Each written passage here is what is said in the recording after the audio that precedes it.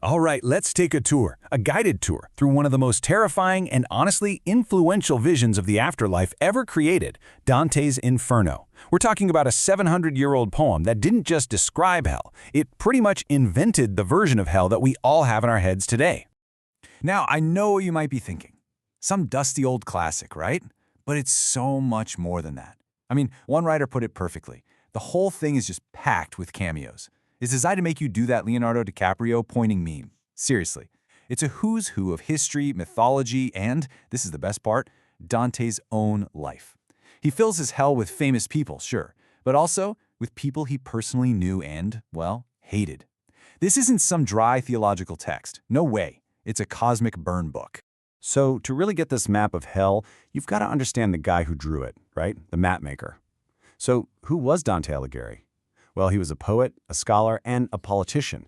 And he was living in the seriously hyper-partisan world of 13th century Florence. Think modern politics is rough? Oh, you have no idea.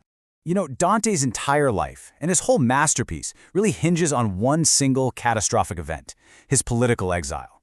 I mean, look at this timeline. In 1300, the guy's on top of the world. He's a leader in Florence at the absolute peak of his career. Then just 2 years later, boom, everything comes crashing down. His political enemies take over, and he's exiled for life. And we're not talking a slap on the wrist. They threatened to burn him at the stake if he ever came back. He never saw his home again. And that bitterness, that tragedy, that is the rocket fuel for this entire poem. And here's where it gets really clever. I mean, this is the genius of his whole setup. He sets the poem in the year 1300. Why is that important? Because it's right before his life completely implodes. This lets him play a little trick. See, the souls in hell can kind of see the future, and they keep telling Dante about what's going to happen to people who are still alive back on Earth. And guess who they talk about? Yep, his political rivals, the very guys who are about to get him exiled. So he gets to put them in hell and condemn them to eternal damnation before they're even dead. It is the ultimate, most savage literary revenge. Okay, so let's start the journey. Let's walk with Dante, who's being guided by the ancient Roman poet Virgil, by the way, as he enters the gates of hell. Now, what he finds inside isn't just, random chaos and fire everywhere. Not at all. It's this meticulously organized system, like a giant cone digging down to the very center of the earth. And the whole thing is governed by one central, absolutely brilliant rule. And that rule, it's called contrapasso. It's a Latin term, but don't worry about that. All it really means is that the punishment has to fit the crime. But for Dante, it's more poetic than that. It's like a divine justice, where the punishment is a symbolic reflection of the sin. Once you get this one concept, I promise, the entire logic of hell just clicks into place. It's the master key to the whole thing. Okay, so let's look at a real example. We get to the second circle of hell and we find the lustful. What was their sin? Well, in life, they let themselves get completely swept away by their passions. So, what's their punishment in hell? They are eternally swept around by a violent, non-stop storm. They have no control, no rest, forever. See? The punishment is a perfect mirror of the sin. And this is where it stops being abstract and gets really personal. Because right there, in that storm, Dante meets Paolo and Francesca. These were real people from his own time, a famous pair of lovers. Francesca's husband found them together and murdered them both. So think about it. They were swept up in passion. They died together. And now they're trapped, being swept through hell together. For eternity. It just makes the whole concept feel so tragically real. Go a little deeper, and you find the gluttons. Their sin? An insatiable appetite for, well, everything. So their punishment? They have to lie in this disgusting, freezing slush, while Cerberus, the mythological three-headed hound, a creature with its own insatiable appetite, just mauls and eats them over and over again. It's horrifying, but again, the contrapasso is crystal clear. So you see the pattern here, right? These early sins, lust, gluttony, greed, they're all about losing control. Sins of weakness, of appetite. And you might be thinking, okay, that's pretty bad. But for Dante, oh, there is something so much worse than just losing control. And to find out what that is, we have to go deeper. We have to pass a great wall and enter the fiery city of Dis. This, my friends, is the entrance to lower hell. And down here, the whole nature of sin changes. We're not talking about losing control anymore. Now, we're talking about sins of malice. Sins that require your brain, your intellect, the conscious choice to do evil. And once you're inside these walls, the punishments get way more severe, more direct, more painful. We've left behind the sins of simple weakness. This is where hell gets really, really nasty. This is the realm of truly intentional evil.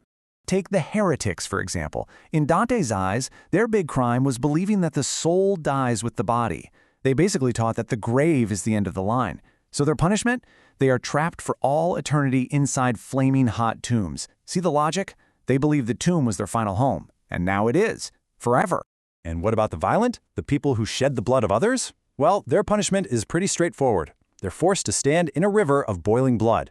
And it's not one size fits all. Big-time tyrants like Alexander the Great are plunged in deep, right up to their eyeballs. Lesser murderers are only in up to their ankles. And get this, there are centaurs patrolling the banks, ready to shoot an arrow at anyone who tries to climb out higher than they deserve. But you know what? Even violence, as horrific as it is, isn't the worst thing a person can do in Dante's world. Not even close. We're now descending to the ninth and final circle, the absolute bottom of the universe. And it's here that Dante reveals what he thinks is the ultimate, the most unforgivable sin of all. And this is maybe one of the greatest twists in all of literature. The deepest, darkest, most evil part of hell isn't hot. It's not fire and brimstone. It's frozen solid. It is a vast, dark, silent lake of ice called Cocytus. And that total absence of heat, it's symbolic. It represents the total absence of love, of warmth, which for Dante is the essence of God. Because for Dante, the ultimate sin isn't a hot-blooded crime of passion.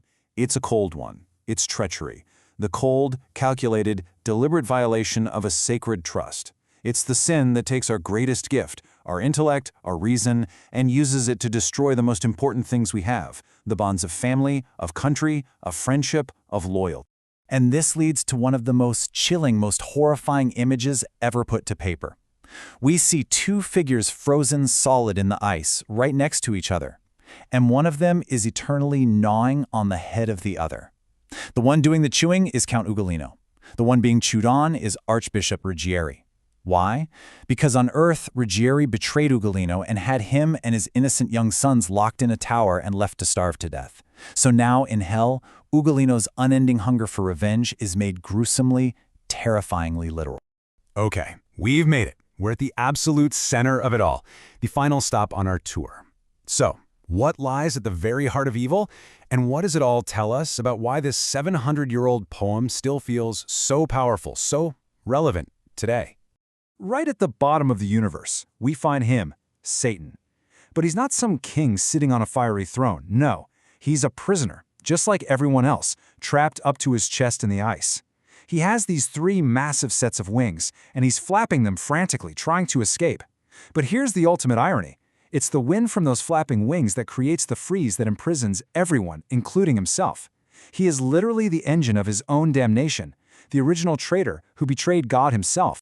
And in his three mouths, he's chewing on the three worst traitors in all of human history, at least according to Dante.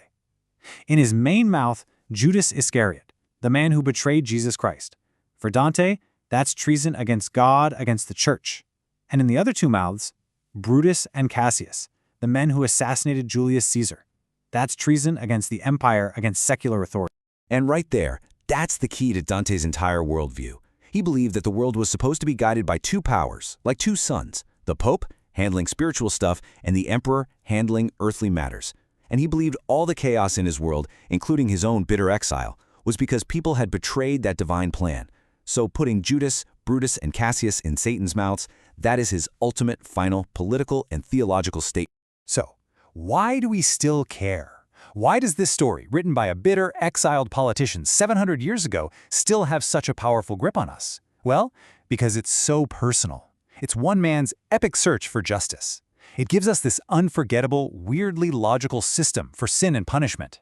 I mean, it literally created the image of hell we have in pop culture. And maybe most importantly, it asks these huge, timeless questions. What actually is evil? What are the real consequences of the choices we make? And is there any real justice in the universe?